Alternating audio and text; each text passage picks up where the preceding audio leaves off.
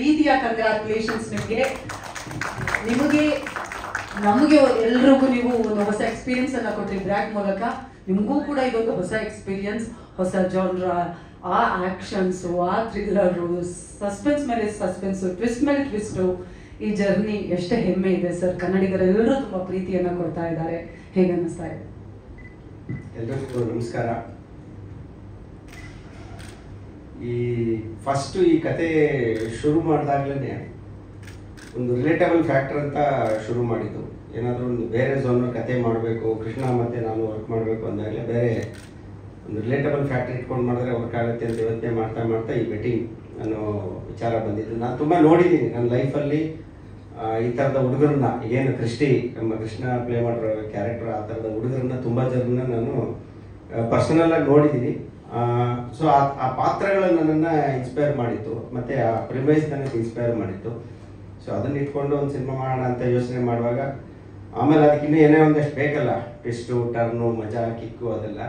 So ಅದನ್ನು discuss ಮಾಡ್ತಾ ಮಾಡ್ತಾ ಮಾಡ್ತಾ ನಾವು ಮಾಡಿದ್ದು. ನಮ್ಮ ಯದು ಮತ್ತು ನಮ್ಮ ರವಿ ಚಕ್ರವರ್ತಿ ಅವರು, ನನ್ನ ಕೋ ರೈಟರು, ಇವರೆಲ್ಲರೂ ನಾವೆಲ್ಲ ಸೇರ್ಕೊಂಡು ವರ್ಕ್ ಮಾಡಿದ್ದು. ಸ್ಕ್ರಿಪ್ಟ್ ಆದಮೇಲೆ ನಮಗೆ ಅಷ್ಟು ಕಾನ್ಫಿಡೆನ್ಸ್ ಬಂದಿದ್ದು. ಬಟ್ ತುಂಬ ಟಫ್ ಇತ್ತು ಇದನ್ನು, ಅಂದರೆ ಪೇಪರ್ ಮೇಲೆ ಇರೋದನ್ನ ಸ್ಕ್ರೀನ್ ಮೇಲೆ ತರೋದಕ್ಕೆ ತುಂಬ ಎಲ್ಲವೂ ನಾನ್ ಲೀನಿಯರ್ಲಿ ಇರುವಂಥ ಒಂದು ಕತೆ ಇದು. ಆಮೇಲೆ ನೀವು ಎಲ್ಲ ನೋಡಿದ್ದಾರೆ. ಈಗ ಕ್ಲೈಮ್ಯಾಕ್ಸಲ್ಲಿ ನೀವು ಎಲ್ಲೇ ಕೇಳಿ, ಥಿಯೇಟ್ರಿಂದ ಆಚೆ ಬಂದ ತಕ್ಷಣ ಫಸ್ಟು ಆಡಿಯನ್ಸ್ ಹೇಳೋದೇ ಏನು ಸಾರ್ ಇದು, ಟ್ವಿಸ್ಟ್ ಮೇಲೆ ಟ್ವಿಸ್ಟು ಅಂತ. ಅಂದರೆ ಯೂಶ್ವಲಿ ಕ್ಲೈಮ್ಯಾಕ್ಸಲ್ಲಿ ಒಂದು ಟ್ವಿಸ್ಟ್ ಇದ್ರೇ ಅದನ್ನು ಕನ್ವಿನ್ಸಿಂಗ್ ಆಗಿ ಹೇಳೋಕ್ಕೆ ತುಂಬ ಸರ್ಕಸ್ ಮಾಡಬೇಕಾಗುತ್ತೆ. ಬಟ್ ಇಷ್ಟೊಂದು ಟ್ವಿಸ್ಟ್ಗಳನ್ನು ಅದು ಜನ ಲಾಸ್ಟಲ್ಲಿ ರೋಲಿಂಗ್ ಟೈಟ್ಲ್ ಬರೋವರೆಗೂ ಅವ್ರನ್ನ ಕೂರಿಸಿ ಆ ಟ್ವಿಸ್ಟ್ಗಳನ್ನ ರಿವೀಲ್ ಮಾಡಿ ಅವ್ರನ್ನ ಎಕ್ಸೈಟ್ ಮಾಡೋದು ತುಂಬಾ ಟಫು, ತುಂಬಾ ಚಾಲೆಂಜಿಂಗ್ ಇದ್ದಿದ್ದು ನಮಗೆ ಕ್ಲೈಮ್ಯಾಕ್ಸನ್ನೇ. ಅದರ ಪ್ರೆಸೆಂಟೇಷನ್ಗೆ ತುಂಬಾ ತಲೆ ಕೆಡಿಸ್ಕೊಂಡಿದ್ದು. ಮತ್ತು ಪರ್ಸನಲ್ ಆಗೂ ನನಗೂ ತುಂಬಾ ಫಿಯರ್ ಇತ್ತು. ಅಂದರೆ ಇದನ್ನು ಹೆಂಗೆ, ಅಂದರೆ ಆ ಲಾಸ್ಟ್ ಮಿನಿಟ್ವರೆಗೂ ಆಡಿಯನ್ಸ್ ಕೂತ್ಕೋಬೇಕಲ್ಲ ಥಿಯೇಟ್ರಲ್ಲಿ, ಎಡ್ಜ್ ಆಫ್ ದ ಸೀಟಲ್ಲೇ ಕೂತ್ಕೊಂಡು ಅದಷ್ಟೂ ಎಂಜಾಯ್ ಮಾಡಬೇಕು ಅಂತ. ಸೊ ಅದು ಈಗ ನಮ್ಮ ನಿರೀಕ್ಷೆ ಮೀರಿ, ಅಂದರೆ ನಾನು ಸಿನಿಮಾ ಥಿಯೇಟ್ರ್ ಫಸ್ಟು ಪ್ರೀಮಿಯರ್ ಶೋನಲ್ಲಿ ನೋಡಿದ್ವಿ. ಪ್ರೀಮಿಯರ್ ಶೋಗಳಲ್ಲಿ ಸಾಮಾನ್ಯವಾಗಿ ನಮಗೆ ಬೇಕಾದರೆ ಬಂದಿರ್ತಾರೆ, ಸಿನಿಮಾ ಇಂಡಸ್ಟ್ರಿಯವ್ರು ಬಂದಿರ್ತಾರೆ, ನಮ್ಮ ಫ್ಯಾಮಿಲೀಸ್ ಬಂದಿರುತ್ತೆ, ಎಲ್ಲ ಎಂಜಾಯ್ ಮಾಡಿದ್ರು. ಅಲ್ಲೂ ಕೂಡ ನನಗೇನು ಅಷ್ಟು ಓಕೆ ನಮ್ಮವರೇ ತಾನೇ ಅಂತ ಅಂದ್ಕೊಳ್ತಾ ಇದ್ದೆ. ಬಟ್ ಆಮೇಲೆ ಫಸ್ಟ್ ಡೇ ಥಿಯೇಟ್ರಿಗೆ ಹೋಗಿ ಜನಗಳ ಜೊತೆ ಕೂತು ನೋಡಿದಾಗಲೇ ಗೊತ್ತಾಗಿದ್ದು ನಾವು ಇಡೀ ಟೀಮು ಏನನ್ನು ಅಚೀವ್ ಮಾಡಿದ್ದೀವಿ ಅಂತ. ನಾವು ಏನೇನು ಇಮ್ಯಾಜಿನ್ ಮಾಡಿದ್ವು ಅದರ ಡಬಲ್ ಎಲ್ಲದನ್ನು. ಸೊ ಎಲ್ಲಿ ನಾವು ನಗ್ತಾರೆ ಇದೆಲ್ಲ, ಅಂದರೆ ಆಂಟಿಸಿಪೇಟ್ ಮಾಡಿರ್ತೀವಿ ಇಂಥ ಜಾಗಗಳಲ್ಲಿ ಈ ಥರ ರಿಯಾಕ್ಟ್ ಮಾಡ್ತಾರೆ ಅಂತ, ಅದೆಲ್ಲ ಮಾಡಿದ್ರು. ಅದ್ರ ಜೊತೆಗೆ ನಾವು ಎಕ್ಸ್ಪೆಕ್ಟ್ ಮಾಡಿದ್ರೆ ಕಡೆ ಎಲ್ಲ ರಿಯಾಕ್ಟ್ ಮಾಡ್ತಾ ಇದ್ದಾರೆ. ಅಂದರೆ ಒಂದು ಫ್ಲೋನಲ್ಲಿ ನೋಡಿದಾಗ ಸಿನಿಮಾ ಅದು ಬೇರೆನೇ ಕಲರಲ್ಲಿ ಕಾಣಿಸ್ತಾ ಇತ್ತು. ನಿಜವಾಗ್ಲೂ ನಾನು ಅದನ್ನು ಎಕ್ಸ್ಪೆಕ್ಟ್ ಮಾಡಿರಲಿಲ್ಲ. ಆನೆಸ್ಟಾಗಿ ಹೇಳಬೇಕು ಅಂದರೆ ಏನು ನನ್ನ ಸಿನಿಮಾ ಅಂತ ಹೇಳ್ತಾ ಇಲ್ಲ. ನಾನು ಈಗ ನೆನ್ನೆ ಮತ್ತು ಮೊನ್ನೆ ಫ್ರೈಡೆ ಸಾಟರ್ಡೆ ಸಂಡೇ 3 ದಿನವೂ ಕೃಷ್ಣ ನಮ್ಮ ಟೀಮ್ ಜೊತೆ, ಕೃಷ್ಣ ಅವರು, ನಾವು ಮತ್ತು ನಮ್ಮ ಮಂಜು ಅವರು ಎಲ್ಲರೂ ಸೇರಿ ಥಿಯೇಟ್ರ್ ವಿಸಿಟ್ ಮಾಡ್ಕೊಂಡು ಹೋಗಿದ್ದೀವಿ. ಅಲ್ಲಿ ಆಡಿಯನ್ಸ್ ಜೊತೆನೇ ಎಲ್ಲ ಕೂತ್ಕೊಂಡು ಒಂದಷ್ಟೆಲ್ಲ ಪೋರ್ಷನ್ಸ್ ನೋಡುವಾಗ ನನಗೆ, ಈಗ ನನ್ನೊಳಗಡೆನೂ ಒಬ್ಬ ಪ್ರೇಕ್ಷಕ ಇದ್ದಾನೆ, ನಾನೊಬ್ಬ ಡೈರೆಕ್ಟರ್ ಆದರೂ ಕೂಡ. ಸೊ ನನಗೆ ಒಬ್ಬ ಪ್ರೇಕ್ಷಕನಾಗಿ ನಾನು ನೋಡುವಾಗಲೇ ನನಗೆ ಮರ್ತೋಯ್ತು ನಾನು ನನ್ನ ಸಿನಿಮಾ ನೋಡ್ತಾ ಇದ್ದೀನಿ ಅಂತ. ಬಟ್ ಜನ ಎಂಜಾಯ್ ಮಾಡೋದನ್ನ ನೋಡಿದ್ರೆ ರೀಸೆಂಟ್ ಇಯರ್ಸಲ್ಲಿ ಒಂದು ಸಿನಿಮಾ ಹಾಲಲ್ಲಿ ಇಷ್ಟು ಎಂಜಾಯ್ ಮಾಡಿದ್ದನ್ನು ನಾನೇ ನೋಡಿಲ್ಲ ನನ್ನ ಕಣ್ಣಾರೆ. ಬೇರೆ ಯಾವ ಸಿನಿಮಾಗಳಿಗೆ ಹೋದಾಗಲೂ ನನ್ನ ಸಿನಿಮಾ ಅಂತ ನಾನು ಎಕ್ಸಾಗರೇಟ್ ಮಾಡಿ ಹೇಳ್ತಾ ಇಲ್ಲ, ಅಷ್ಟು ಎಂಜಾಯ್ ಮಾಡ್ತಾ ಇದ್ರು. ಅದನ್ನು ನೋಡಿ ನಮಗೆ ನಮ್ಮ ಶ್ರಮ ಸಾರ್ಥಕ ಅನ್ನಿಸ್ತು. ಸೊ ಆ ಥರದ ಸಿನಿಮಾಗಳನ್ನು ಮಾಡಬೇಕು ಅಂತಲೇ ನಾನು ಡೈರೆಕ್ಟ್ರಾಗಿ ಬಂದಿರೋದು. ಮತ್ತು ತುಂಬ ದಿನ ಆದಮೇಲೆ ಜಾನರ್ ಬೇರೆ ಬ್ರೇಕ್ ಮಾಡಿಕೊಂಡು ಸಿನಿಮಾ ಮಾಡೋಕ್ಕೆ ಹೊರಟಿದ್ದೆ. ಸಾಮಾನ್ಯವಾಗಿ ಒಂದು ಕಂಪ್ಲೇಂಟ್ ಬರುತ್ತೆ, ನಾನು ಏನಾದ್ರು ಒಂದು ಬೇರೆ ಥರ ಸಿನಿಮಾ ಮಾಡೋಕ್ಕೆ ಹೊರಟ ತಕ್ಷಣವೇ ಎಲ್ಲರೂ ಸ್ವಲ್ಪ ಡೌಟಲ್ಲಿ ನೋಡ್ತಾರೆ ನನ್ನನ್ನು. ನೀವು ಲವ್ ಸ್ಟೋರಿ, ಫ್ಯಾಮಿಲಿ ಸ್ಟೋರಿ ಆದರೆ ತುಂಬ ಚೆನ್ನಾಗಿ ಮಾಡ್ಬಿಡ್ತೀರಾ, ಯಾಕೆ ಬೇಕು ಈ ಥ್ರಿಲ್ಲರು, ಆ್ಯಕ್ಷನು, ಈ ಥರದ್ದೇ ಜಾಸ್ತಿ. ಅಂದರೆ ಯಾವತ್ತೂ ಡೌಟಲ್ಲಿ ನೋಡೋದೇ ಜಾಸ್ತಿ.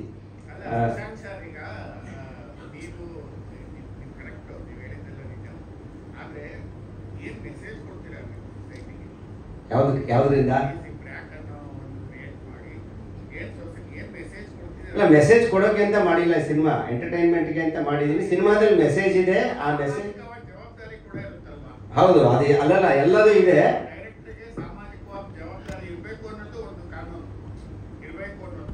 ಕಾನೂನು ಏನಿಲ್ಲ, ಅವ್ರವ್ರ ಇಷ್ಟ ಸರ್. ಅದು ಸಿನಿಮಾ ಬೇಸಿಕಲಿ ಎಂಟರ್ಟೈನ್ಮೆಂಟ್. ನಾವೇನು ಕ್ರಿಯೇಟ್ ಮಾಡೋದೇನಿಲ್ಲ, ನಾವು ಕತೆ ಹೇಳ್ತೀವಿ ಅಷ್ಟೇನೆ. ಯಾವುದನ್ನ ಹೆಂಗ್ ತಗೋಬೇಕು ಅನ್ನೋದು ಜನ ತುಂಬಾ ಸೆನ್ಸಿಬಲ್ ಇದ್ದಾರೆ. ಯಾವ ಸಿನಿಮಾ ತರ ನೋಡೋದು ಅವರಿಗೆ ತುಂಬಾ ಚೆನ್ನಾಗಿ ಗೊತ್ತಿದೆ. ಇದನ್ನ ನಾವೇನು ಅವ್ರಿಗೆ ಹೇಳ್ಕೊಡೋ ಅವಶ್ಯಕತೆ ಇಲ್ಲ.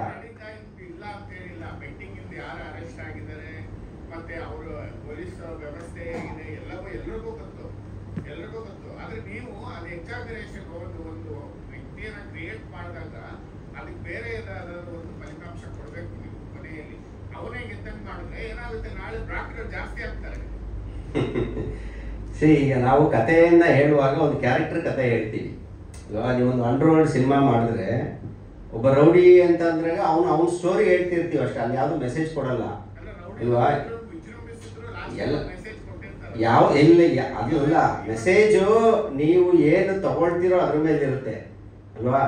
ಅದು ಚೆನ್ನಾಗಿ. ಈಗ ನಾನೇನು ಹೇಳ್ತಾನೆ ಇಲ್ಲ, ನಮ್ಮ ಸಿನಿಮಾ ನೋಡಿ ಬಂದವರು ಪ್ರೇಕ್ಷಕರು ಹೇಳ್ತಾ ಇದ್ದಾರೆ, ಸರ್ ತುಂಬಾ ಸೂಪರ್ ಆಗಿರೋ ಮೆಸೇಜ್ ಕೊಟ್ಟಿದ್ದೀರಾ ಅಂತ. ಅಂದ್ರೆ ಏನ್ ಕನ್ವೆ ಆಯ್ತು ಅನ್ನೋದು ಅವ್ರಿಗೆ ಚೆನ್ನಾಗಿ ಗೊತ್ತಿದೆ. ನಿಮ್ಗೆ ಏನ್ ಅರ್ಥ ಆಯ್ತು ಗೊತ್ತಿಲ್ಲ ನನಗೆ.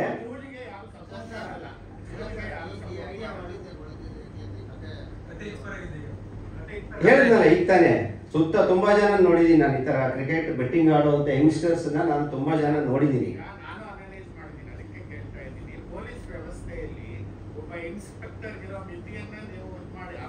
ಸರ್ ಈ ಸಿನಿಮಾ ಸರ್, ಇದು ನಾಯನ್ ಡಾಕ್ಯುಮೆಂಟರಿ ಮಾಡಿದ್ದೀನಿ, ಪಿಕ್ಚರ್ ಮಾಡಿರೋದು ನಾನು. ಸಿನಿಮಾ ಅಂದ್ರೇನೆ ಎಕ್ಸಾಗ್ರೇಷನ್.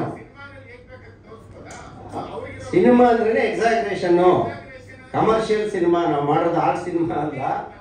ಓಕೆ, ಈಗ ಜನ ಏನ್ ಅಕ್ಸೆಪ್ಟ್ ಮಾಡಿದಲ್ಲ, ಜನಗಳನ್ನ ಹೋಗಿ ಕೇಳಿ ಅವರೇ ಹೇಳ್ತಾರೆ. ಮೆಸೇಜ್ ಸಿನಿಮಾ ಮಾಡಿ ನನ್ನ ಮಗನಿಗೆ ಇಂಜೆಕ್ಷನ್ಗಳಿಗೆ 500 ರೂಪಾಯಿಂದ ಕಟ್ಟಿದ್ದೀನಿ. ಈ ಜಗತ್ತಿಗೆ ಇವತ್ತಿನ ಕ್ರ್ಯಾಕ್ಸ್ಗಳೇ ಬೇಕು.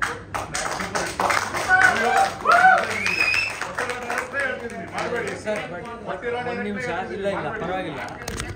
ಇಲ್ಲ ಸರ್, ಒಂದು ನೀವು ಫಿಲಮ್ ನೋಡಿದರೆ ಫಿಲ್ಮಲ್ಲಿ ಒಬ್ಬನು ಸೂಸೈಡ್ ಮಾಡ್ಕೊತಾನೆ. That is a message. ನೀವು ಎಲ್ಲಿ ಒಂದು ರಾಂಗ್ ವೇದಲ್ಲಿ ಹೋದ್ರೆ ಅಲ್ಲ. ಈಗ ಹೀರೋಗೆ ಏನ್ ಮಾಡಿದ್ದೀರಾ, ನಿಮ್ಗೆ ಚೆನ್ನಾಗಿದೆ. ಅಟ್ಲೀಸ್ಟ್ ನೀವು ಮಾಡಿರೋ ಚಿತ್ರಕಥೆ ಸರ್, ಹೀರೋ ಒಬ್ಬ ಚೆನ್ನಾಗಿದೆ. ಅದು ಚೆನ್ನಾಗಿದೆ. ಅದು ಏನದ ತುಂಬಾ ಎಂಜಾಯ್ ಮಾಡಿ. ನಿಮಗೆ ಸರ್ ಮೆಸೇಜ್ ನಿಮಗೆ ಪ್ರಾಪರ್ ಆಗಿ ಕನ್ವೆ ಆಗಿಲ್ಲ. ಇವಾಗ ನೀವು ನೋಡಿರೋ ದೃಷ್ಟಿಕೋನ ಬೇರೆ ಇದೆ. ಅದು ಏನ್ ಮಾಡಕ, ನಿಮ್ಮ ಒಪಿನಿಯನ್ ನಿಮಗೆ, ನಿಮ್ಮ ಒಪಿನಿಯನ್ ನಿಮಗೆ. ಆನ್ಸರ್ ಮಾಡಿ.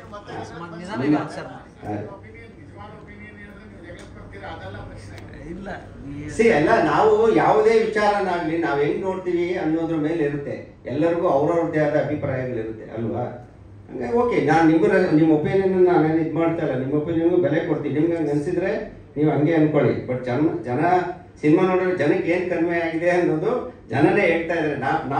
ಏನು ಎಕ್ಸ್ಪ್ಲೈನ್ ಮಾಡೋ ಅವಶ್ಯಕತೆ ಇಲ್ಲ ಸರ್. ಸಿನಿಮಾನ ನಾವು ಎಕ್ಸ್ಪ್ಲೈನ್ ಮಾಡಬಾರ್ದು.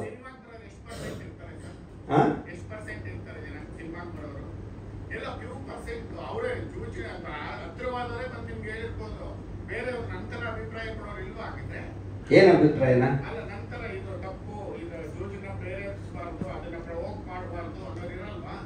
ಯಾರು ಹೇಳಿದೀವಿ? ನಾವೇನು ಅದನ್ನ ಮಾಡಿಲ್ವಲ್ಲ ಸರ್.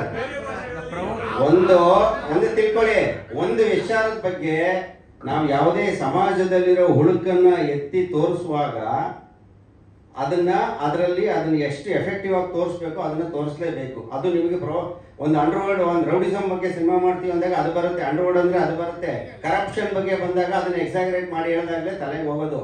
ಒಳಗಡೆ ಇರೋದನ್ನ ರಿಸೀವ್ ನಾವು ಎಕ್ಸ್ಪೆಕ್ಟ್ ಮಾಡೋದಕ್ಕಿಂತ ತುಂಬಾ ಚೆನ್ನಾಗಿ ರಿಸೀವ್ ಆಗಿದೆ. ಜನ ಅಷ್ಟು ಅದನ್ನ ಎಂಜಾಯ್ ಮಾಡ್ತಾ ಇದಾರೆ. ಈಗ ಆಮೇಲೆ ಕೃಷ್ಣನೇ ಹೇಳಿದ್ರು ಆಲ್ರೆಡಿ. ನಾನು ಆಕ್ಚುಲಿ ಬೇಸಿಕಲಿ ಇದನ್ನ ಮಾಡಿದ್ದು ಯೂತ್ಫುಲ್ ಎಂಟರ್ಟೈನರ್ ಅಂತ. ಈಗ ಬ್ರ್ಯಾಟ್ ಅನ್ನೋ ಒಂದು ಟೈಟ್ಲು ತುಂಬಾನೇ ಅಡ್ವಾನ್ಸ್ಡ್ ಟೈಟ್ಲು, ತುಂಬಾನೇ ಟ್ರೆಂಡಿ ಟೈಟಲ್ ಅದು. ಅದನ್ನ ಯಾಕೆ ಆ ಥರ ಟೈಟ್ಲ್ ನಾನು ಫ್ರೀಸ್ ಮಾಡೋಕ್ಕೆ ಕಾರಣನೇ ಯಂಗ್ಸ್ಟರ್ಸ್ನ ಟಾರ್ಗೆಟ್ ಮಾಡ್ತಾ ಇದೀವಿ ಅಂತ. ಬಟ್ ನಮ್ಮ ನಿರೀಕ್ಷೆ ಮೀರಿ ಸಪೋರ್ಟ್ ಸಿಗ್ತಾ ಇರೋದು ಫ್ಯಾಮಿಲಿ ಆಡಿಯನ್ಸ್. ನನಗೆಲ್ಲೋ ಒಂದು ಸಣ್ಣ ಡೌಟ್ ಇತ್ತು, ಈ ಫ್ಯಾಮಿಲಿ ಆಡಿಯನ್ಸಿಗೆ ಕ್ರಿಕೆಟು ಬೆಟ್ಟಿಂಗು ಇದೆಲ್ಲ ಅವ್ರ ತಲೆಗೆ ಹೋಗುತ್ತಾ, ಈ ಸಿನಿಮಾನ ಎಂಜಾಯ್ ಮಾಡ್ತಾರಂತ. ಬಟ್ ಏನು ಯೂತ್ಸ್ ಎಂಜಾಯ್ ಮಾಡ್ತಾ ಇದಾರಲ್ಲ ಅಷ್ಟೇ ಫ್ಯಾಮಿಲಿ ಆಡಿಯನ್ಸ್ ಎಂಜಾಯ್ ಮಾಡ್ತಾ ಇದ್ದಾರೆ. ನಾವು ನಿರೀಕ್ಷೆನೆ ಮಾಡಿರಲಿಲ್ಲ ಅಂತ ಹೇಳ್ತಾ ಇದ್ದಾರೆ ಅವ್ರದನ್ನ.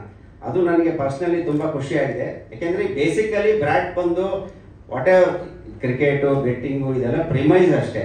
ಈ ಸಿನಿಮಾದ ಕತೆ ಒಬ್ಬ ತಂದೆ ಮಗನ ಮಧ್ಯೆ ನಡೆಯುವಂಥ ವಾರ್ ಈ ಸಿನಿಮಾದ ಕತೆ. ಅದು ಫ್ಯಾಮಿಲಿಗಳು ತುಂಬ ಕನೆಕ್ಟ್ ಆಗ್ತಾ ಇರೋದು ಆ ವಿಚಾರಕ್ಕೆ. ಯಾಕೆಂದರೆ ವ್ಯಾಲ್ಯೂಸ್ ಆರ್ ಫೇಡಿಂಗ್ ಔಟ್. ಇವತ್ತಿನ ದಿನಗಳಲ್ಲಿ ಮೊರಾಲಿಟಿ ಆಗಿರ್ಬೋದು, ವ್ಯಾಲ್ಯೂ ಆಗಿರ್ಬೋದು ಫೇಡ್ ಆಗ್ತಾ ಇದೆ. ಎಲ್ಲ ಯಂಗ್ಸ್ಟರ್ಸ್ ಎಲ್ಲ ಯಾರೇ ಆಗಿರಲಿ ಎಲ್ರಿಗೂ ಇವತ್ತು ಮನಿ ಈಸ್ ಇಂಪಾರ್ಟೆಂಟ್ ಅಂತ ಅನಿಸ್ತಾ ಇದೆ. ಆ ಕ್ಲಾಶ್ ಇದೆಯಲ್ಲ, ಆ ಕ್ಲಾಶನ್ನೇ ಈ ಸಿನಿಮಾದಲ್ಲಿ ಹೇಳಿಕೊಟ್ಟಿರೋದು. ಸೊ ಅದು ತುಂಬ ಚೆನ್ನಾಗಿ ಅರ್ಥ ಆಗಿದೆ ಜನಕ್ಕೆ. ಸೊ ಅದು ಫ್ಯಾಮಿಲಿ ಆಡಿಯನ್ಸ್ ಈ ಸಿನಿಮಾನ ಇಷ್ಟಪಡೋದಕ್ಕೆ ಅದು ತುಂಬ ಮುಖ್ಯವಾದಂಥ ಕಾರಣ. We are very happy. ಯಾಕಂದರೆ ನಮಗೆಲ್ಲೋ ಒಂದು ಕಡೆ ನಮ್ಮ ಒಂಥರ ಬ್ಯಾಂಕ್ ಇದ್ದಂಗೆ, ಈ ಕೃಷ್ಣನ್ಗಾಗಿರ್ಬೋದು ನನಗಾಗಿ ಫ್ಯಾಮಿಲಿ ಆಡಿಯನ್ಸು ಬ್ಯಾಂಕ್ ಇದ್ದಂಗೆ, ಫೀಮೇಲ್ ಆಡಿಯನ್ಸು ಬ್ಯಾಂಕ್ ಇದ್ದಂಗೆ. ಅವ್ರು ನಮ್ಮ ಸಿನಿಮಾ ಅಂದ ತಕ್ಷಣ ಬರುವಂಥ ಆಡಿಯನ್ಸು. ಇನ್ಫ್ಯಾಕ್ಟ್ ಈಗ ಫಸ್ಟ್ 3 ದಿವಸದಲ್ಲೇ ಬಂದ್ಬಿಟ್ಟಿದ್ದಾರೆ ಅವರು. ಯಾಕೆ ಅಂತಂದರೆ ಶಶಾಂಕ್ ಸಿನಿಮಾ, ಕೃಷ್ಣ ಅವ್ರ ಸಿನಿಮಾ ಅನ್ನೋ ಕಾರಣಕ್ಕೆ ಬಂದವರು ಅಷ್ಟೇ ಖುಷಿಯಾಗಿದ್ದಾರೆ. ಅವ್ರು ಯಾರು ಡಿಸಪಾಯಿಂಟ್ ಆಗಿಲ್ಲ ಅನ್ನೋದು. ಅಂದರೆ ಏನು ಸರ್ ನೀವು ಈ ಥರ ಫಿಲಮ್ ಮಾಡಿದ್ದೀರಾ ಅಂತ ಯಾರು ಕೇಳ್ತಾರೆ, ಎಲ್ಲ ಖುಷಿಯಾಗಿದ್ದಾರೆ. ಇಲ್ಲ ತುಂಬ ಡಿಫ್ರೆಂಟ್ ಆಗಿರೋ ಫಿಲಮ್ ಮಾಡಿದ್ದೀರಾ, ನಾವು ಎಕ್ಸ್ಪೆಕ್ಟೇ ಮಾಡಿಲ್ಲ ಈ ಥರ ಸಿನಿಮಾಗಳು ಇನ್ನೂ ಮಾಡಿ ಅಂತ ಇದ್ದಾರೆ. ಅಂದರೆ ಏನು ಹೇಳಿದ್ದೀರಾ ನೀವು ಕರೆಕ್ಟ್ ಅಂತ ಹೇಳ್ತಾ ಇದ್ದಾರೆ. ಅದು ನಮಗೆ ಅಂದರೆ ನಮ್ಮ ಆಡಿಯನ್ಸನ್ನು ನಾವು ಕಳ್ಕೊಂಡಿಲ್ಲ, ಅವ್ರನ್ನೂ ಸಮಾಧಾನ ಮಾಡಿದ್ದೀವಿ ಅನ್ನೋದು ನನಗೆ ತುಂಬ ಖುಷಿ. ಅಂದರೆ ಹೊಸ ಆಡಿಯನ್ಸನ್ನು ಕಿಚ್ಚಾಗೋದ್ರ ಜೊತೆಗೆ ನಮ್ಮ ಹಳೆ ಆಡಿಯನ್ಸನ್ನ ಜೊತೆಲಿ ಕರ್ಕೊಂಡು ಹೋಗಿದ್ದೀವಿ ಅನ್ನೋದು. ಸೊ ಈ ಸಿನಿಮಾದ ಸಕ್ಸಸ್ಗೆ ಇಡೀ ತಂಡ ಕಾರಣ. ನೀವು ನೋಡಿರ್ಬೋದು ರೋಲಿಂಗ್ ಟ್ರೆಂಡ್ ಎಂಡಲ್ಲಿ ಬರೋ ಕಾರ್ಡಲ್ಲಿ film by Shashank and team ಅಂತಲೇ ಬರೋದು. ನನ್ನ ಪ್ರತಿ ಪಿಕ್ಚರಲ್ಲೂ ಹಂಗೆ ಬರೋದು. ಯಾಕೆಂದರೆ ಸಿನಿಮಾ ಅನ್ನೋದು ಯಾವತ್ತೂ ಟೀಮ್ ವರ್ಕೆ. ಅದು ನಮ್ಮ ರೈಟರ್ಸ್ ಇಂದ ಸ್ಟಾರ್ಟ್ ಆಗಿದ್ದು. ಅದಾದಮೇಲೆ ಪ್ರೀ ಪ್ರೊಡಕ್ಷನ್ ಸ್ಟೇಜ್ಗೆ ಹೋದರೆ ನಮ್ಮೆಲ್ಲ ಡೈರೆಕ್ಷನ್ ಡಿಪಾರ್ಟ್ಮೆಂಟು, ಕೃಷ್ಣ ಹೇಳಿದ್ರು ನಮ್ಮ ಡೈರೆಕ್ಷನ್ ಡಿಪಾರ್ಟ್ಮೆಂಟ್ ಎಷ್ಟು ಕಷ್ಟಪಟ್ಟಿದ್ದಾರೆ ಅಂತ. ತುಂಬ ನಾನೆಷ್ಟು ಹೋಮ್ವರ್ಕ್ ಮಾಡ್ತೀನೋ ಅಷ್ಟೇ ಹೋಮ್ವರ್ಕ್ ನನ್ನ ಡೈರೆಕ್ಷನ್ ಟೀಮ್ ಕೂಡ ಮಾಡ್ತಾರೆ. ಎಲ್ಲ ಅಭಯ್, ರಾಜು, ಉಲ್ಲಾಸ್, ಪವಾಡ್, ದಕ್ಷ್, ಜೈ ಎಲ್ರಿಗೂ ನಾನು ಈ ವೇದಿಕೆ ಮೇಲೆ ಥ್ಯಾಂಕ್ಸ್ ಹೇಳೋಕ್ಕೆ ಇಷ್ಟಪಡ್ತೀನಿ. ನನ್ನಷ್ಟೇ ಕಷ್ಟ ಅವರು ಪಟ್ಟಿದ್ದಾರೆ. ಆ್ಯಂಡ್ ಈ ಪಾತ್ರ ಅಂತ ಬಂದಾಗ ಕೃಷ್ಣ ಮೇಕ್ ಓವರೇ ತುಂಬ ಚಾಲೆಂಜ್ ಇದ್ದಿದ್ದು. ಬಟ್ ನನ್ನ ತಲೆನಲ್ಲಿ ಇತ್ತು ವಿಷನ್ ಅದು. ಬಿಕಾಸ್ ನಾನು ತುಂಬ ಆಲ್ರೆಡಿ ಮುಂಚೆನೂ ಹೇಳಿದ್ದೀನಿ, ನನಗೆ ಕೃಷ್ಣ ಯಾವತ್ತೂ ರೊಮ್ಯಾಂಟಿಕ್ ಹೀರೋ ಆಗಿ ಕಾಣಿಸಿರ್ಲಿಲ್ಲ. ಯಾವತ್ತೂ ಕಾಣಿಸಿರ್ಲಿಲ್ಲ ರೊಮ್ಯಾಂಟಿಕ್ ಹೀರೋ ಆಗಿ ನನಗೆ. ಅವ್ರಿಗೆ ರೊಮ್ಯಾಂಟಿಕ್ ಹೀರೋ ಆಗಿ ರೊಮ್ಯಾಂಟಿಕ್ ಫಿಲ್ಮ್ಸಲ್ಲೇ ಸಕ್ಸಸ್ ಸಿಕ್ಕಿದ್ರು ಕೂಡ ನನಗೆ ಯಾವತ್ತೂ ಕಾಣಿಸಿರ್ಲಿಲ್ಲ. ಕೃಷ್ಣನ್ ಫಿಸಿಕಲ್ ಅಪಿಯರೆನ್ಸಲ್ಲಿ ಕೃಷ್ಣನ್ ಒಳಗಡೆ ಒಬ್ಬ ಮಾಸ್ ಹೀರೋ ಇದ್ದಾನೆ ಅನ್ನೋದನ್ನು ನಾನು ಬಿಲೀವ್ ಮಾಡಿದ್ದೆ. ಆ ಬಿಲೀಫನ್ನೇ ನಾನು ಇಟ್ಕೊಂಡೆ ನಾನು ಈ ಕತೆಗೆ ಕೃಷ್ಣನ ಫ್ರೀಸ್ ಮಾಡಿದ್ದು. ಅಲ್ಲಿ ಎಲ್ಲೋ ಒಂದು ಕಡೆ ಒಂದು ಸಣ್ಣ, ನಾನು ಎಷ್ಟೇ ಕಾನ್ಫಿಡೆಂಟ್ ಆಗಿದ್ರು ಒಂದು ಸಣ್ಣ ಅಳುಕು ಇದ್ದೇ ಇರುತ್ತೆ. ಯಾಕೆಂದರೆ ಫಸ್ಟ್ ಟೈಮ್ ಒಬ್ಬ ಹೀರೋ ಇಮೇಜ್ನ ಚೇಂಜ್ ಮಾಡೋದು ಅಷ್ಟು ಈಸಿ ಅಲ್ಲ. ಅಷ್ಟು ಈಸಿಯಾಗಿ ಜನ ಒಪ್ಕೊಳ್ಳಲ್ಲ. ಒಬ್ಬ ಹೀರೋ ಇಮೇಜ್ನ ಚೇಂಜ್ ಮಾಡಿದ್ರೆ ಅದು ನಮ್ಗೆ ತುಂಬ ಅಳುಕು ಇದ್ದೇ ಇರುತ್ತೆ. ಎಲ್ಲಾದರೂ ಮಿಸ್ಫೇರ್ ಆದರೆ ಎಲ್ಲ ನಮ್ಮ ತಲೆ ಮೇಲೆ ಬಂದ್ಬಿಡುತ್ತೆ ಅಂತ ಅಲ್ವಾ. ಸೊ ಆ ಅಳುಕು ಇವತ್ತು ದೂರ ಆಗಿದೆ. ಆಡಿಯನ್ಸು ಕೃಷ್ಣ ಅವ್ರ ಕೆರಿಯರ್ ಬೆಸ್ಟ್ ಪಿಕ್ಚರ್ ಅಂತ ಅವ್ರ ಫ್ಯಾನ್ಸ್ ಹೇಳ್ತಾ ಇದ್ದಾರೆ ಅಲ್ವಾ. ಯಾಕೆ ಅಂದರೆ ಅವ್ರ ಲುಕ್ಸು, ಆಮೇಲೆ ಆ ಕ್ಯಾರೆಕ್ಟರ್ನ ಕೃಷ್ಣ ಪರ್ಫಾರ್ಮ್ ಮಾಡಿರೋ ರೀತಿ. So thank you Krishna. ಅಂದರೆ ಒಬ್ಬ ಎಸ್ಟಾಬ್ಲಿಷ್ ಆ್ಯಕ್ಟರ್ಗಳು ಯೂಶ್ವಲಿ ರಿಹರ್ಸಲ್ಸು ಅದೆಲ್ಲ ಮಾಡಲ್ಲ. ಆದರೆ ಕೃಷ್ಣ ಅಷ್ಟು ಎಸ್ಟಾಬ್ಲಿಷ್ ಆ್ಯಕ್ಟರ್ ಆಗಿದ್ರು ಕೂಡ 10 days ಬಂದು ರಿಹರ್ಸಲ್ಸ್ ಮಾಡಿ, ವರ್ಕ್ಶಾಪ್ ಮಾಡಿ, ಆಮೇಲೆ ಮೇಕ್ ಓವರ್ಗೆ ಅಂತ ಅಷ್ಟೊಂದು ಟೈಮ್ ಸ್ಪೆಂಡ್ ಮಾಡಿದ್ದಾನೆ. So thank you Krishna. ಅದರ ರಿಸಲ್ಟೇ ನೀವು ಇವತ್ತು ನೋಡ್ತಾ ಇರೋದು. ಆ ಕ್ರಿಸ್ಟಿಯನ್ನೋ ಪಾತ್ರನ ಅಷ್ಟೊಂದು ಹುಡುಗಿಯರು ಕೂಡ ಅಷ್ಟು ಅಂದರೆ ಕೃಷ್ಣನ್ ಫ್ಯಾನ್ ಫಾಲೋಯಿಂಗು ಜಾಸ್ತಿ ಆಗ್ತಾ ಇದೆ ಇವಾಗ ಈ ಕೃಷ್ಟಿ ಕ್ಯಾರೆಕ್ಟರಿಂದ. ಫಸ್ಟ್ ಫ್ಯಾನ್ ಈಗ ಮಿಲನ್ ಅವರೇ ಹೇಳಿದ್ರು ನನಗೆ ಕೃಷ್ಣನ್ ಮೇಲೆ ಮತ್ತೆ ಕ್ರಶ್ ಆಯಿತು ಅಂತ ನೋಡಿದ ತಕ್ಷಣ ಹೇಳ್ಬಿಟ್ರು ಮಿಲನ್ ಅವರು. ಪ್ರೀಮಿಯರ್ ಶೋ ಮುಗಿದ ತಕ್ಷಣ ಏನು ಸರ್ ಇಷ್ಟು ಹ್ಯಾಂಡ್ಸಮ್ ಆಗಿ ತೋರಿಸಿದ್ರು, ನನಗೆ ಗೊತ್ತೇ ಇಲ್ಲ ಕೃಷ್ಣ ಎಷ್ಟು ಚೆನ್ನಾಗಿದ್ದಾರೆ ಅಂತ. So I am very happy ಅದ್ರ ಬಗ್ಗೆ. ಇನ್ನು ಎಲ್ಲ ನಮ್ಮ ಅದೇ ಈಗ ಪ್ಲಾನ್ ನಮ್ಗೆ ಆಲ್ರೆಡಿ ನಿನ್ನೆಯಿಂದನೇ ಎಲ್ಲ ಅದರ್ ಲ್ಯಾಂಗ್ವೇಜ್ ತಮಿಳು, ಮಲಯಾಳಂ ಮತ್ತು ಹಿಂದಿ ಡಿಸ್ಟ್ರಿಬ್ಯೂಟರ್ಗಳ ಕಡೆಯಿಂದ ಎನ್ಕ್ವೈರಿ ಬಂದಿದೆ. ನಾವು ಇದನ್ನ ಇಂಟ್ರೆಸ್ಟೆಡ್ ಇದ್ದೀವಿ ರಿಲೀಸ್ ಮಾಡೋಕ್ಕೆ ಅಂತ. ಅದನ್ನು ಫಿಗರ್ ಔಟ್ ಮಾಡ್ತೀವಿ. ನಾವು ಯಾರ ಜೊತೆ ಟೈಅಪ್ ಆಗಬೇಕು ಅನ್ನೋದನ್ನ ಫಿಗರ್ ಔಟ್ ಮಾಡ್ತೀವಿ. ಅದು ಆಮೇಲೆ ನಾವು ಅವ್ರಿಗೆ ಬಿಡಬೇಕಾ, ನಾವೇ ಹೋಗ್ಬೇಕಾ. ಫಸ್ಟ್ ನಾವು ಇಲ್ಲಿ ನಮ್ಗೆ ಕೆಲಸ ಇದೆ. ಈ ವೀಕಲ್ಲಿ ನಾವು ಇನ್ನೂ ಈ ಸಿನಿಮಾದ ಪ್ರಮೋಷನ್ ಆ್ಯಕ್ಟಿವಿಟೀಸ್ ಎಲ್ಲ ಇನ್ನೂ ಬ್ಯಾಲೆನ್ಸ್ ಇದೆ. ಅದನ್ನೆಲ್ಲ ನಾವು ಕಂಪ್ಲೀಟ್ ಮಾಡಬೇಕು. ಅದಾದಮೇಲೆ ಯಾವುದೋ ಒಂದು ಫಿಗರ್ ಔಟ್ ಮಾಡಿಕೊಂಡು ಪ್ರಾಬಬಲಿ ನಮಗೆ ತೆಲುಗುನ ನಾವು ಫಸ್ಟ್ ರಿಲೀಸ್ ಮಾಡ್ತೀವಿ. ಯಾರೋ ಬೆಟರ್ ಇರೋ ಟೀಮ್ ಜೊತೆ ಟೈಅಪ್ ಆಗಿ.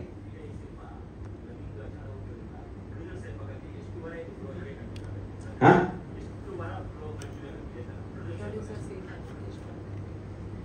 ಎಷ್ಟು ವಾರ ಅನ್ನೋದು ಅಲ್ಲ, ಎಷ್ಟು ಇವತ್ತು ವಾರದ ಲೆಕ್ಕದಲ್ಲೆಲ್ಲ ಏನಿಲ್ಲ. ಕಲೆಕ್ಷನ್ ಏನು ದಿನೇ ದಿನೇ ಏನು ರೈಸ್ ಆಗ್ತಾ ಹೋಗುತ್ತೆ ಅದ್ರ ಮೇಲೆ ಡಿಪೆಂಡ್ ಆಗುತ್ತೆ. ಈಗ ಆ್ಯಕ್ಚುಲಿ ನಮ್ಗೇನು ಇವಾಗ ಏನು ಕಲೆಕ್ಷನ್ಸ್ ಇದೆಯಲ್ಲ, ಇದೇ ಕಲೆಕ್ಷನ್ ನಮಗೆ ಒಂದು ವೀಕ್ ಪೂರ್ತಿ ಕಂಟಿನ್ಯೂ ಆಗಿಬಿಟ್ರೆ ಸಾಕು. ನಾವು ಅಂದರೆ ಥಿಯೇಟ್ರಿಕಲ್ಲಿ ನಾನು ಹೇಳೋದು, ಅದು ಬಿಟ್ಟು ಇನ್ನೂ ಇದೆ ಬೇರೆ ಬೇರೆ ಬೇರೆ ಸಿನಿಮಾ ಅಂದರೆ ಬೇರೆ ಬೇರೆ ಬಿಸ್ನೆಸ್ ಎಲ್ಲ ಇದೆ, ಸ್ಯಾಟಲೈಟು, ಡಿಜಿಟಲ್, ಡಬ್ಬಿಂಗ್, ಅದೆಲ್ಲ ನಿಮಗೂ ಗೊತ್ತು. ಆಮೇಲೆ ಅದರ್ ಲ್ಯಾಂಗ್ವೇಜ್ ರೆಸ್ಟೋರೆಂಟ್ಸ್ಗೂ ನಾವು ಹೋಗ್ತೀವಿ. ಸೊ ಸಿನಿಮಾ ಈ ಮಟ್ಟದ ಟಾಕ್ ತೊಗೊಂಡಿದೆ ಅಂತ ಅಂದಮೇಲೆ ಬೈ ಡಿಫಾಲ್ಟ್ ಅದ್ರ ಕಲೆಕ್ಷನ್ ರೈಸಿಂಗಲ್ಲೇ ಹೋಗುತ್ತೆ. ಅದನ್ನ ಹಿಸ್ಟ್ರಿ ಹೇಳುತ್ತೆ, ನಾವೇನು ಹೊಸದಾಗಿ ಹೇಳೋದು ಬೇಕಾಗಿಲ್ಲ. ಕೆಲವು ಸಿನಿಮಾ ಒಂದೇ ಸರಿ ಎತ್ಕೊಂಡ್ಬಿಡುತ್ತೆ, ಏನೋ ಫ್ರಾಂಚೈಸಿಗಳು ಅಥವಾ ಏನೋ ತುಂಬ ದೊಡ್ಡ ದೊಡ್ಡ ಸ್ಟಾರ್ಗಳಿರುವಂಥ ಸಿನಿಮಾಗಳು ಓಪನಿಂಗ್ನಲ್ಲಿ ಭೂಮಲ್ಲಿ ಇದಾಗೋಗುತ್ತೆ. ಇನ್ನು ಇದು ಬೇಸಿಕಲಿ ಕಂಟೆಂಟ್ ಓರಿಯೆಂಟೆಡ್ ಫಿಲ್ಮ್. ಈ ಸಿನಿಮಾ ಎಲ್ಲ ಗ್ರ್ಯಾಜುಯಲಿನೇ ಹೋಗೋದು, ಅಂದರೆ ನಿಧಾನವಾಗಿ ಹೋಗ್ತಾ ಇದೆ. ನಾವೇನು ಎಕ್ಸ್ಪೆಕ್ಟ್ ಮಾಡಿದ್ದು ಅದೇ ರೇಂಜಲ್ಲಿ ಹೋಗ್ತಾ ಇದೆ. And collections are better than Kousalya Suprajarama. ಅಂದರೆ ನಮ್ಮ ಪ್ರೀವಿಯಸ್ ಫಿಲಮ್ಗಿನ ಚೆನ್ನಾಗಿದೆ ಅಂತಂದರೆ ಅಲ್ಲೇ ನಮ್ಮ ಗ್ರಾಫ್ ಗೊತ್ತಾಗ್ಬಿಡುತ್ತೆ. ಆಮೇಲೆ ಇದು ಯೂನಿವರ್ಸಲಿ ಅಕ್ಸೆಪ್ಟೆಡ್. ಈ ಸಿನಿಮಾ ಬಂದು ಕೌಸಲ್ಯ ಸುಪ್ರಜಾರಾಮ ಬರೀ ಫ್ಯಾಮಿಲಿ ಆಡಿಯನ್ಸ್ಗೆ ಟಾರ್ಗೆಟ್ ಮಾಡಿದ್ದು, ಅವ್ರು ಮಾತ್ರ ಬರ್ತಾ ಇದ್ರು. ಈ ಸಿನಿಮಾಗೆ ಮಾಸು, ಕ್ಲಾಸು, ಯಂಗ್ಸ್ಟರ್ಸ್ ಎಲ್ಲ ಬರ್ತಾ ಇದ್ದಾರೆ. ಸೊ ಹಾಗಾಗಿ ಇದು ಇನ್ನೂ ದೊಡ್ಡ ಮಟ್ಟಕ್ಕೆ ಹೋಗುತ್ತೆ ಅಂತ ನಮ್ಮ ಅನಿಸಿಕೆ. ಓವರ್ಸೀಸ್ ಯಾವ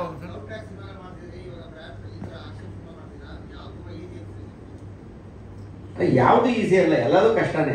ಸಿನಿಮಾ ಮಾಡೋದೇ ಫಸ್ಟ್ ಕಷ್ಟ ಅಲ್ವಾ? ಅದಾದ ಮೇಲೆ ಜನಕ್ಕೆ ಆ ಸಿನಿಮಾ ಇಷ್ಟ ಆಗೋದು ಇನ್ನೂ ದೊಡ್ಡ ಕಷ್ಟ. ಸಿನಿಮಾ ಯಾರ ಬೇಕಾದ್ರೂ ಮಾಡ್ಬೋದು, ಬಟ್ ಹಾಗಾಗಿ ಎಲ್ಲ ಕಥೆಗೂ ಅದ್ರದ್ದೇ ಆದಂಥ ಒಂದು ಚಾಲೆಂಜ್ ಇದ್ದೇ ಇರುತ್ತೆ. ನಾನು ಪರ್ಸನಲಾಗಿ ನಾನು ಎಲ್ಲದನ್ನು ಎಂಜಾಯ್ ಮಾಡ್ತೀನಿ. ಯಾಕೆಂದ್ರೆ ನಾನು ಯಾಕೆ ಈ ಥರದ ವೆರೈಟಿ ಆಫ್ ಫಿಲ್ಮ್ ಮಾಡ್ತೀನಿ ಅಂದರೆ, ನನ್ನ ಒಳಗಡೆ ಇರೋ ಆಡಿಯನ್ನು ಅದನ್ನೇ ಎಕ್ಸ್ಪೆಕ್ಟ್ ಮಾಡ್ತಾನೆ. ನಾನು ಯಾವಾಗ ಆಡಿಯನ್ ಆಗಿದ್ದು, ನಾನು ಯಂಗರ್ ಡೇಸಲ್ಲಿ ಎಲ್ಲ ಥಿಯೇಟ್ರಲ್ಲಿ ಕೂತ್ಕೊಂಡು ಫಿಲಮ್ ನೋಡುವಾಗ ನನಗೆ ಎಲ್ಲ ಥರದ ಫಿಲಮು ಇಷ್ಟ. ಇವಾಗಲೂ ಅಷ್ಟೇ, ಆ್ಯಕ್ಷನ್ ಫಿಲಮ್ ಎಷ್ಟು ಇಷ್ಟ ಆಗುತ್ತೋ, ಲವ್ ಸ್ಟೋರಿ ಅಷ್ಟೇ ಇಷ್ಟ ಆಗುತ್ತೆ, ಫ್ಯಾಮಿಲಿ ಫಿಲ್ಮ್ ಅಷ್ಟೇ ಇಷ್ಟ ಆಗುತ್ತೆ, ಕ್ರೈಮ್ ಫಿಲ್ಮು ಅಷ್ಟೇ ಇಷ್ಟ ಆಗುತ್ತೆ. ಎಲ್ಲ ಥರದ ಫಿಲಮ್ಗಳನ್ನು ಇಷ್ಟಪಡುವಂಥ ಒಬ್ಬ ಪ್ರೇಕ್ಷಕ ನಾನು. ಹಾಗಾಗಿ ನನ್ನ ಒಳಗಡೆ ನನ್ನ ಡೈರೆಕ್ಟ್ರು ಅದೇ ಥರದ ಸಿನಿಮಾಗಳನ್ನ ಮಾಡೋಕ್ಕೆ ಮೆಟೀರಿಯಲ್ ಇದೆ ನನ್ನ ಹತ್ರ ಅಷ್ಟೇ.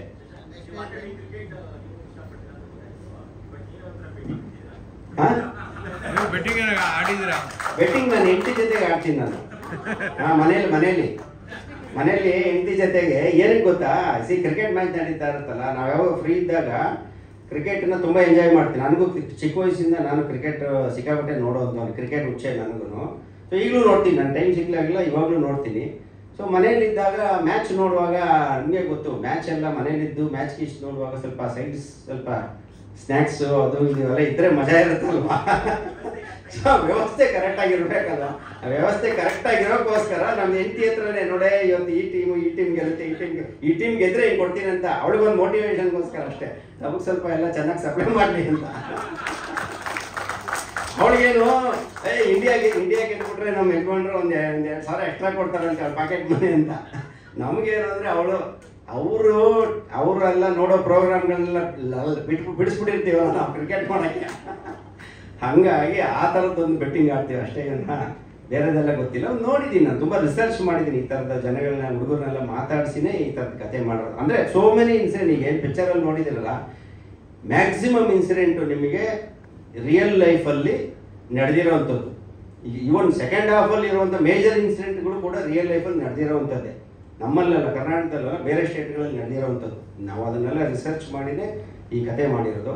ಸೊ ಫೈನಲಿ ಎಲ್ರಿಗೂ, ನಿಮಗೂ ಕೂಡ ಧನ್ಯವಾದಗಳು. ಮತ್ತು ಇವತ್ತೇನು ಈ ಸಿನಿಮಾ ಇಷ್ಟು ದೊಡ್ಡ ಒಳ್ಳೆ ಇಷ್ಟೊಂದು ರೆಸ್ಪಾನ್ಸ್ ಸಿಗ್ತಾ ಇದೆ, ಎಲ್ಲ ಆಗ್ತಾ ಇದೆ ಅಂದರೆ ಅದರ ಫಸ್ಟ್ ಕ್ರೆಡಿಟು ನಮ್ಮ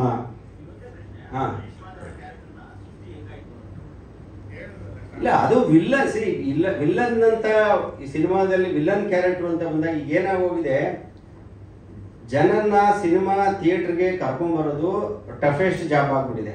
ಆಮೇಲೆ ಸಿನಿಮಾ ಥಿಯೇಟ್ರ್ ಒಳಗೆ ಬಂದ ಮೇಲೆ ಅವನನ್ನ 2.5 ಗಂಟೆ ಎಂಗೇಜಿಂಗ್ ಕೂರಿಸೋದು ಅದಕ್ಕಿಂತ ದೊಡ್ಡ ಟಫೆಸ್ಟ್ ಜಾಬ್ ಆಗ್ಬಿಟ್ಟಿದೆ. ಸೊ ಅಲ್ಟಿಮೇಟ್ಲಿ ಏನಂದರೆ ಎಂಟರ್ಟೈನ್ಮೆಂಟು. ಜನ ಥಿಯೇಟ್ರಿಗೆ ಬರೋದೇ ಎಂಟರ್ಟೈನ್ಮೆಂಟ್ಗೋಸ್ಕರ. ನಾನು ಎಂಥ ಕಥೆನಾದರೂ ಹೇಳಲಿ, ನಾನು ಎಂಥ ಮೆಸೇಜ್ ಆದರೂ ಕೊಡಲಿ, ಮೆಸೇಜ್ ಕೊಡಿ, ಏನೇ ಆಗಲಿ, ಎಂಥ ಕಥೆ ಹೇಳಿದ್ರು ಕೂಡ ಅಲ್ಲೆಲ್ಲೋ ಒಂದು ಕಡೆ ಒಂದು ಎಂಟರ್ಟೈನ್ಮೆಂಟ್ ಫ್ಯಾಕ್ಟರ್ ಬೇಕು.